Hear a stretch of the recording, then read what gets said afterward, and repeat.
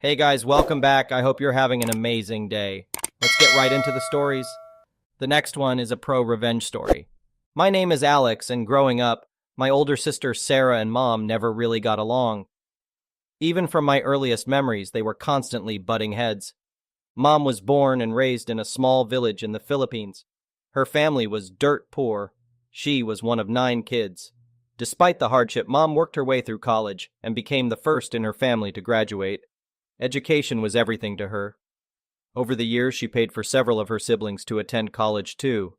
Sarah saw our extended family in a different light. She felt some of them took advantage of Mom's generosity, especially those who dropped out of school after Mom paid their tuition. This was a huge point of contention between them. When Sarah graduated high school, things came to a head. She moved out and didn't speak to Mom for 5 years. During that time, Sarah worked full-time and paid her own way through college. We reconnected at my high school graduation. Their relationship was still strained, but better than before. However, the rift between them never fully healed. 2 years ago, we lost Mom. I was devastated, but Sarah stepped up. She took over financially supporting our youngest aunt, Jana, and Jana's daughter's college fund. Sarah also handled all the funeral arrangements and estate matters. I don't know what we would have done without her. Last year, Sarah and I visited the Philippines over the holidays. One evening, we went to Jana's for dinner. Out of nowhere, Jana started criticizing Sarah. She blamed her for not having a better relationship with Mom. Went on about how Sarah wasn't ladylike enough and would never find a husband. Then Jana turned to me, saying I shouldn't be like my sister. I was shocked when Sarah spoke up. She asked Jana why she'd dropped out of college after Mom paid for it, and hinted about Jana's affair with a married businessman. Jana flew into a rage, saying she didn't need anything from Sarah. That's when it dawned on me what was about to happen. On the drive back, Sarah confirmed she was cutting off Jana's support. Over the next few days, we relaxed at the beach while the firestorm brewed. When I got back, I heard Jana was scrambling over the loss of funds. I called Sarah to give her an update. Turns out, there was enough set aside to cover Jana for the year, although she'll have to budget more carefully now if she wants to stay in the house. Thankfully, Sarah didn't touch Jana's daughter's college money. She felt the kid shouldn't suffer for her mom's mistakes. I don't know exactly how things will shake out with our family, but I suspect Sarah won't lose any sleep over it. She stood up for herself and for our mom, and I'm proud of her for that. The first one is an entitled people story. I've lived in my house for over 15 years and never had any issues with neighbors or the homeowners association. That all changed when Helen moved in across the street last year. From day one, she's been nothing but a nuisance, complaining about every little thing under the sun. I tried to be patient and brush it off, but Helen took things too far when she tried claiming a piece of my property belonged to the homeowner association. This all started when I decided to extend my backyard patio. My property sits right on the edge of the community park area, with just a small strip of grass separating my fence from the park's walking trail. I obtained all the proper permits from the city and hired a contractor to extend my patio several feet towards the walking trail. A few days into the project, Helen came marching over in a huff. She started lecturing me that I couldn't extend my patio because it was encroaching on homeowner association property.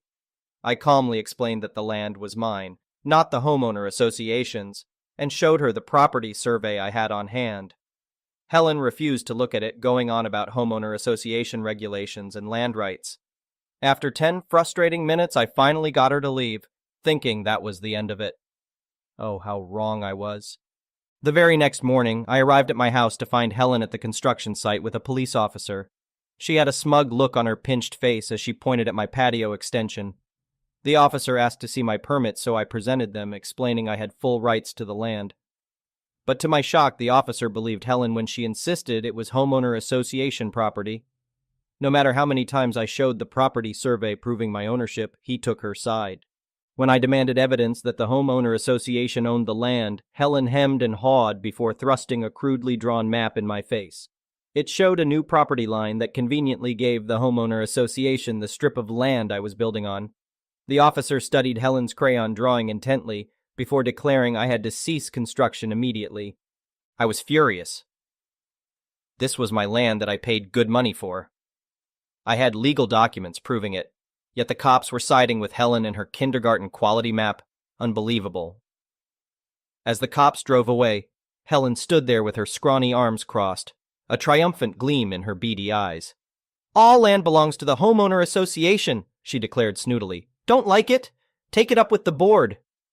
Oh, I planned on taking it up all right. I scheduled an emergency hearing with the homeowner association board to address this injustice.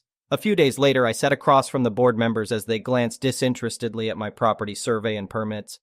But when Helen presented her made-up map, they leaned in with great interest. I couldn't believe it. They took Helen's word over legal documents. I angrily explained that I've lived here for 15 years and have always maintained that land. There's not a shred of evidence it belongs to the homeowner association, but the smug president silenced me, stating they trusted Helen's expertise in the matter, so the construction halt stood. After the infuriating meeting, I decided to take matters to court. My lawyer assured me we had an airtight case with the property survey as evidence. We filed a lawsuit demanding the homeowner association stop obstructing my approved construction. I sent Helen notice that she'd be seeing me in court. That finally wiped the entitled smirk off her wrinkled face. She realized I wasn't backing down. At the hearing, my lawyer presented the property survey, land rights documentation, and construction permits. He also submitted photos dating back over a decade showing the land as part of my yard, not homeowner association territory. Helen took the stand and tried to claim the homeowner association had acquired the land years ago but had no records due to poor bookkeeping. Yeah, right. The judge didn't buy her tale either. Sweating and stuttering, Helen stuck to her absurd story that the homeowner association owned the strip of land despite having zero proof. The judge dismissed her assertions, stating she failed to substantiate her claims. He officially ruled in my favor, declaring the land rightfully mine. He ordered the homeowner association to cease obstructing my approved construction immediately. The board president sat there red-faced as the judge reprimanded them for overstepping their bounds. As we left court, I saw Helen chatting up the police officer who had originally sided with her. She was wheedling away, insisting the ruling was wrong. Thankfully, the officer wasn't falling for her bull this time. He told her the judge's word was final and she needed to leave me alone. Helen still tries to pester me about her land, but I just laugh and threaten to sue her personally if she interferes again. The homeowner association board won't even make eye contact anymore when I see them around. This whole ordeal just proves you can't trust cops or homeowner associations to recognize facts, but if you stand up for yourself and fight back, justice can prevail. The next one is a petty revenge story.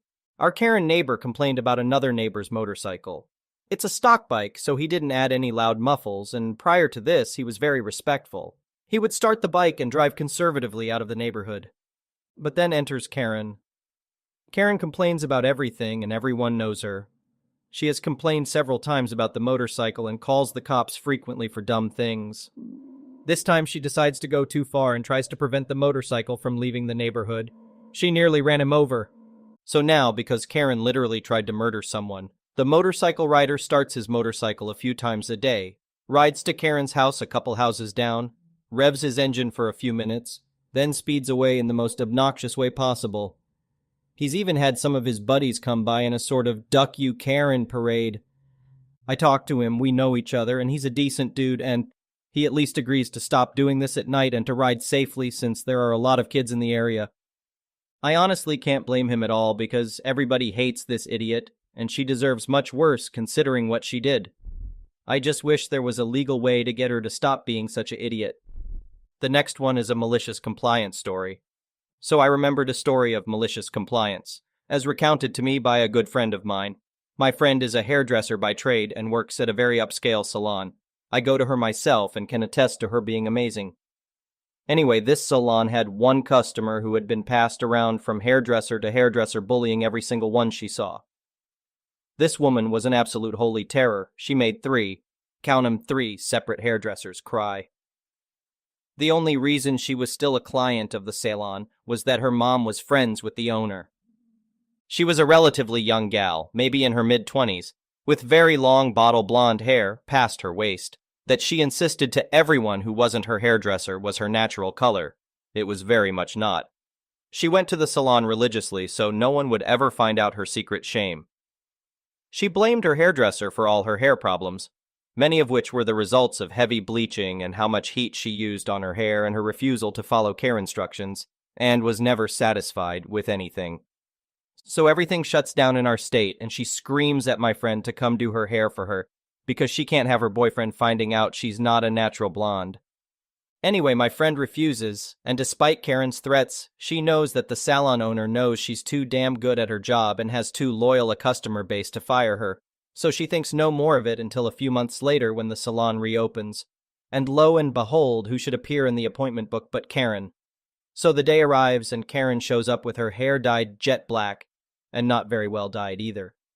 My friend is shocked because Karen's always made such a big deal about being a blonde, and how even though she gets her hair bleached, she really is a natural blonde and just enhancing her color a little.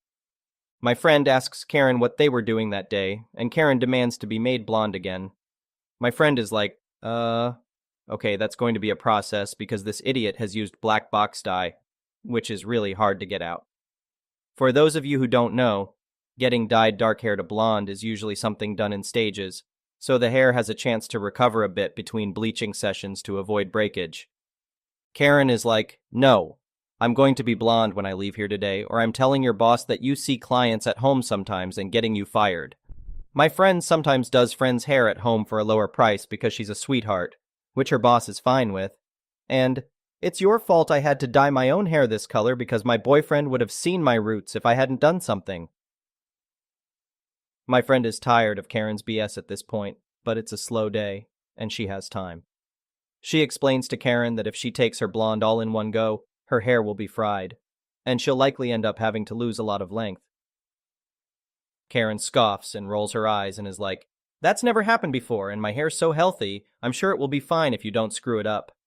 Friend recommends at least using Olaplex, a product that helps prevent damage. Karen says she thinks it's a scam to overcharge customers and won't pay for it. Cue malicious compliance. Friend is like, okay, but makes several co-workers be witnesses that this is what Karen is asking for after friend explained the risks. Friend, meanwhile, has formulated a fiendish scheme. After that, friend goes through the whole process of bleaching Karen's hair. She has to do it like 4 times or something, and she checks with Karen after each one that she's absolutely sure she has to be all the way back to champagne blonde by the end of the day, and recommends stopping at some of the nice auburn or strawberry blonde shades in between for now. But Karen insists her boyfriend hates her hair anything but her natural blonde. My friend knows she will refuse because when has a Karen ever decided at the 11th hour to be reasonable? With each bleaching, there's more breakage and Karen's hair feels worse. My friend knows Karen's hair won't survive this, but Karen absolutely refuses to let her stop. Eventually, at long last, my friend manages to get Karen's hair to the required level, and so she starts to rinse Karen's hair. It starts breaking off in her hand. The length of her hair is melted, fried, destroyed. My friend gets the bleach out and immediately conditions the ever-loving duck out of it while explaining to Karen that exactly what my friend said would happen has happened. Karen says she must be exaggerating and insists it's fine. Friend wraps what's left of Karen's hair in a towel and takes her back over to her station where she shows Karen the problem. Everything past a little beyond chin length is pretty much gone. Karen shrieks and accuses my friend of everything under the sun, incompetence. Operating without a license. She most definitely has her license. A personal vendetta, etc., etc. My friend eventually calms her down and tells her she'll do her best to cut it so it looks decent for free. She even has the perfect cut in mind. It'll suit Karen perfectly. My friend gives Karen the sharpest, most beautifully cut angled bob you've ever seen. I've seen it thanks to my friend showing me Karen's Insta, that despite the incredible precision and skill showcased, is unequivocally and perfectly the Karen. Blown out and styled to, "Can I speak to the manager?" Perfection. Karen starts crying because the cut makes her look 40. She wants to speak to the manager. My friend gets the manager and Karen throws a fit, threatening to sue and how dare they, and how his employee did this to mock her and so on and so forth while my friend stands there looking completely innocent. The boss then asks friend her side of the story and the other hairdressers back her up, and that the cut is just her trying to make the best of what's left of her hair. Even the boss by now is sick of Karen's BS, and Karen is forced to pay the huge sum of money owed for how much time was spent bleaching her hair, much of which is now gone, and leaves swearing never to come back. Her boyfriend, a cop, calls up later and threatens to assault my friend for doing that to Karen's hair, against his wishes. And my friend tells him if he tries anything, she's going to tell his superiors and every news agency in the city. Nothing further happens, but he eventually dumps Karen because he doesn't like girls with short hair. The next one is an entitled People Story. I, 31F, am in shock over the throwdown that I witnessed between my mom, 60s F, and my entitled brother, 26M. Bro has been mooching off of my mom and I. She and I co-own our house since 2017. He lived rent-free for 4 years. Finally, my mom managed to force him to pay his form of rent by paying some utility bills, a total of about $450 a month since 2021. He has never paid his bills willingly. Every month he demands to know why he has to pay the amount and demands proof of the cost, as if my mom was trying to swindle him for some reason. And every time he has finally given us the money for the bills, he has told us he was bailing us out since we must be broke. Why else would we be making him pay for us? Recently, he has been going off about how he can't wait to leave the house and he wants to save his money to move out, but he simply can't with the cost of all these bills weighing him down. My mother told him since he is so serious about moving out, she will gladly pay for his portion of the bills. She works seasonally, and all he would need to pay was his car insurance. She said she would give him until May 31st to save up as much as he could. He would then need to move out. Since that agreement was made, Entitled Bro has gone on 2 trips out of state. One was a 4-day bachelor party in New Orleans, has gone to poker nights with his friends multiple times, refuses to so much as wash a dish, and leaves a greasy mess wherever he goes in the house. Meanwhile, my mom has worked 6 days a week to make enough money to cover his expenses. And yet, Entitled Bro hasn't thanked her once. Every time she asks him to do the simplest task, he ignores her or claims he forgot, despite how often she reminds him. Today, she finally snapped. His one bill that he's responsible for was due 4 days ago, and he never paid her. She texted him and reminded him verbally many times. She asked via text one last time today, and he finally responded by asking her to give him a receipt, so she can prove his insurance costs what she claimed it cost, and he never sent the money. She lost it and said she is sick of catering to him without so much as a thank you. She said she wants peace, and he is no longer worth the trouble she goes through. She said she is removing him from the car insurance tomorrow, and that he no longer has until the end of May to move out. He has 3 weeks. That's it. She's threatened to kick him out before and hasn't gone through with it yet, but this time felt different because I have never seen her go nuclear like that before, and Entitled Bro must have felt that same way because he went through the 5 stages of grief about 100 times during that fight.